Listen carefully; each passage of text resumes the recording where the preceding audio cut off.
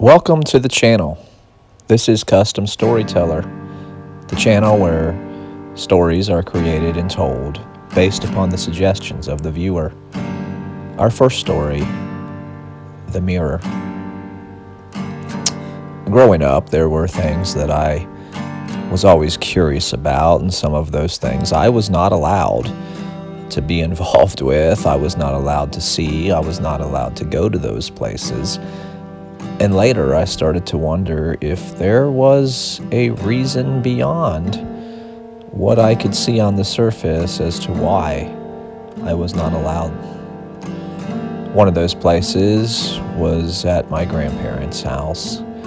We would go to my grandparents' house for holidays and also just to visit here and there, and it was a place that was a lot of fun as a child.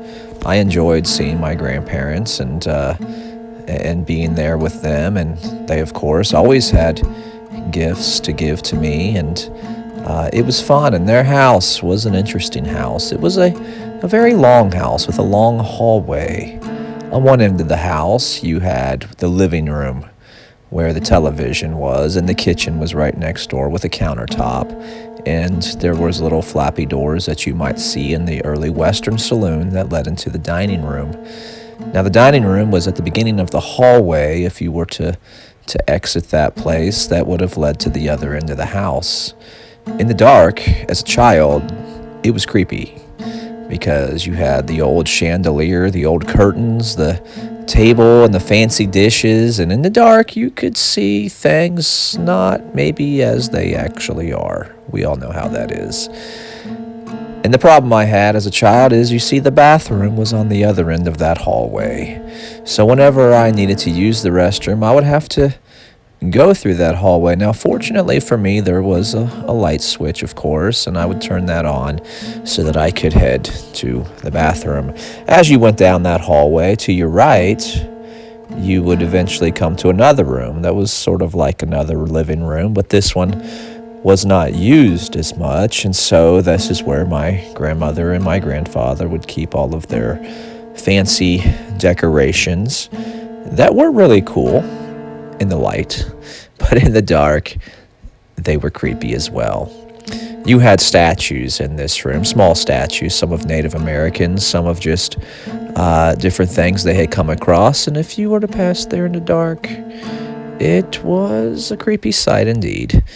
And so I would have that light on going down the hallway. Now, my father, being the trickster that he is many times, thought it was funny to allow me to get halfway down the hallway and to turn the light off. Of course, I would come running back, and then I was always nervous as he would tell me, "Don't worry, I won't do it again." And many times he would. But eventually I would get down to the bathroom and everything was fine. Now, also on that side of the hallway, you had their bedroom next to the bathroom, and then there was a spare bedroom, and then across the hall you had another room. Now, this other room, there's not much I can say about it because the door was always locked. Many times I had tried to enter that room. Of course, you're not allowed to go somewhere. That's where you want to go. Just to see. I just wanted to see what was inside. I would ask my grandmother and my grandfather what was there, and they would always tell me, "Don't worry about it. It's not for you." And so that room was always off limits. And as I got older, I became more and more curious. Another place that I was not allowed to go, you see, at our house, there was woods in the back of the house, and being a young child, the woods can be a dangerous place for a kid and scary, and so I did not want to go there, especially when I was told how dangerous that was. But as you get a little older, you start to feel a little bit more independent. You start to feel a little bit more brave. And I got to the point where I wanted to go into the woods, and I would even ask, "Hey, can I go out there, perhaps build a tree house, explore a little bit?" And the answer was always no. Never enter the forest. Well, there came a day, I was about 10, maybe 11 years old, and my parents decided to go somewhere And for some strange reason, they believed I would be okay for just a little while to be home by myself. Of course, they told me keep the doors locked, don't answer the door, all of those types of things. And I said, sure. And I was excited because now I was feeling grown up. They left. When they left, it occurred to me that I was by myself. And perhaps there were things I could do that they would not know about, and the only thing I could think about was the woods. I wanted to see what was out there. I decided, I'll go out the back door. If the neighbors were to see me come out the front door and go out back, they might tell on me perhaps, but I could go out the back and no one would know. So I did. I went out the back. I came to the woods. I looked around. The sun was shining. It wasn't dark. Besides, I was a 5th, 6th grader now. I was not scared. I entered the woods, and I walked a little further. Nothing particularly special, just trees, just birds, sticks on the ground. As I walked, I looked around to see if there was like a trail.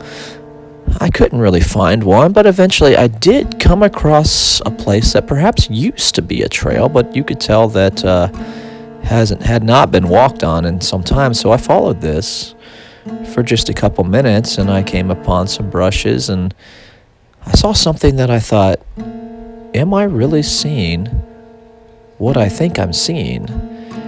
I thought, there's a little house. I came closer, and I realized it wasn't a house.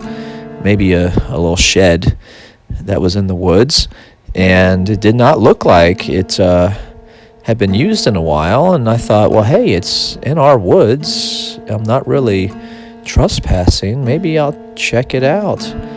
I came to the shed fully expecting the door to be locked. Surely, I'm not going to be able to get in. I opened the door with no problem. I stepped inside. Now my curiosity was all over me. I thought to myself, maybe, what if this is the reason I'm not allowed to be out here? But why would my parents care if there was a shed out there? They could just tell me, leave the shed alone. If they didn't want me in it, they could have had it locked. But they didn't. I went inside, and I began to look around. There was several things here and there. Most of the things, some of the things on the floor, some of the things table across the way that had some tools and whatnot on it. It looked like it hadn't been messed with in quite some time. I looked to the back of the shed, and there it was. It was old. It had cobwebs. There was even a small crack up in the upper right-hand corner. But around it was so decorative. It was a mirror. So I approached the mirror, and I looked at it, and there I was, my reflection. But then the craziest thing happened. You see, I went to look at something on the floor, and out of the corner of my eye, I thought I noticed something. But then again, you know how it is when you see things out of the corner of your eye. It could just be your imagination. But then again, it could be something. And so I glanced back toward the mirror. You see, it had appeared to me in my confusion that when I looked down, perhaps my reflection continued to stare forward. So I looked at my reflection, and I thought, nah, I'm just creeping myself out. But then the strangest thing happened. My reflection in the mirror spoke to me. It said, really? Are you just creeping yourself out? Or did you really see what you thought you saw? I was stunned. I didn't know what to say. I didn't know what to do. My first instinct was to turn around and run right out of there. But for some strange reason, I didn't. I was speechless, but then I found some words, and I said, are you really talking to me? My reflection plainly looked back at me and said, are you really talking to me? So I thought, okay, this is weird. What in the world is happening? And so I asked my reflection, I said, how is this possible? What is going on? And my reflection said, well, there's some things that you're not aware of. He asked me, did your parents tell you you were not allowed to come into these woods? And I said, yes. How did you know that? And he says, well, I have my ways, and I figured that was the case. And then he asked me a question. He said, would you like to see what's inside of the mirror here? I said, well, I can see just fine. And he says, no. You see, there are angles in this room that you can't see from where you're standing. I said, well, then how am I going to see those things? He said, put your hand up against mine. So I did. I reached up and I touched his hand, and there was a moment. I didn't know what was happening. It was like I was falling, and then I looked around and I realized that my reflection was now on the outside of the mirror and I was on the inside. We had traded places, and at first I thought I had done a very foolish thing. What if I can't get out? And he said to me, you need to look over there. Turn to your right. I did. I turned to my right and I saw there was a door. He said, go and open that door. I went closer and I tried the door handle and it was locked. I said, it's locked, and I could hear him. I could not see him anymore because I was out of the view of the mirror that was strangely now inside of this other room. So I started to unlock the door, but before I did, I heard something from the other side of the door, and I quickly freaked out and ran back over, and I said, please, can we trade back? I got to get out of here. And for a split second, I thought that was not going to happen. But to my relief, he placed his hand back on top of the mirror, and I touched my hand to that same spot, and we switched back. And he said to me, you better get home. Your parents are on their way back, and if they catch you in the woods, you're going to be in big trouble. And so I said, I don't want to be in big trouble. You're probably right. And I left. But before I walked out the door, I stopped because he said, hey, wait. And I looked back and I said, yeah, what is it? He says, you have to make me a promise. I said, sure, what is the promise? He says, will you come back, given the opportunity? I said, yes, I promise you. The next time I have the opportunity, I will come back. He said, because I have some things that you're going to want to know. I left. And my way back home, I was walking kind of briskly because, as he had said, my parents might be on their way back, and I did not want to get caught being outside the house on my first time being left home, much less being in the woods that I have been told time and time and time again that I was not supposed to go into. I got home, and it wasn't but a few minutes after I had entered that they did return, which got me wondering, how did he know they would be back so soon? But he was right, and I was glad I was back. And that night, as I lay in bed, I thought about what he said. He said he wanted me to come back someday, and that he had other things to tell me. I was curious as to what those things were. Well, the next day was a Saturday, and we got up, and it was told to me that, hey, guess what? We are going to go and we're going to visit Grandma and Grandpa. I was excited. Hadn't seen them in a few weeks, and so we loaded in the car and we got there. Time went by normally. We were down in the living room talking, and the television was on, and they made me my usual glass of chocolate milk. Well, the time came when, after drinking the chocolate milk, it wasn't too much long later, I needed to use the restroom. Now, by this point in my life, I no longer feared the light being turned off as much, or at least that's what I said. It still was a little scary, but I was all grown up. I went down the hall and used the restroom. When I exited the restroom, there it was across the hall, the door. that's always locked. And for some strange reason, I thought, hey, I'm just going to go over there and give it a try. When I went over there and I gave it a try, I grabbed the door handle, and I could have sworn I heard noise from the other side of that door, like somebody running and somebody saying something, but I wasn't sure what it was.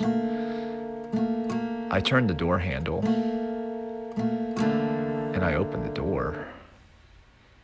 Shocked, it actually opened. And what I saw inside scared me like nothing I had ever been scared by before. It was the room that I had entered through the mirror. I didn't know what to say. I didn't know what to do. I shut the door and I walked back down to my grandparents' house. Our time to be there eventually came to an end. We drove home as I contemplated these things. And my dad was talking to me and asking me, hey, what's wrong? You don't seem like your normal self. And I said, oh, no, there's no reason. And he says, I have to ask you a question. I said, well, what is it, Dad? He says, I know I've been telling you. You're getting a little older. It's time for you to know some things. I said, what kind of things? He says, we've always told you at our house not to go in the woods. And I know your friends are wanting to come over and play in the woods. You got these great place to play, great woods in the backyard, and you're not allowed. I said, yeah, what's going on with that? He says, please listen to me. And I never seen my dad cry before, but I thought he was going to for a moment. He says, I just want to tell you, it's very important that you never go in those woods. I wish I could tell you more. That night as I lay in bed and I thought about all I had discovered and my dad's reaction, I was terrified. I also remembered the promise I had made to my reflection in the mirror in the woods. And in that moment, I made a decision. I wasn't going back. I didn't know what was going on or why it was tied all together or anything like that. And I even said out loud, I'm not returning. The next morning, I got up, went to the restroom, and noticed something terrible. The mirror in the bathroom was shattered. I came out, there was a mirror in the hall as well. It was also shattered. Every mirror in the house was broken, and it occurred to me that this happened after I had said out loud, I'm not going back. To this day, I haven't been back in those woods, and I don't think I'm ever going back. Thank you for listening. If you enjoyed this video and you want to hear more stories, click the like button. If you didn't like it, go ahead and click the not like button. Just be honest. If you're interested in having a story told based upon a topic that you would like to desire, you can send an email me at storyteller2023@outlook.com. How this would work is you would email any topic at all, and if I select your topic, we would have a custom story, and we would tell the story in one of our future videos. But again, thank you for listening, and click that like button, and don't forget to subscribe. I look forward to hearing from you. We'll see you in the next one. Goodbye.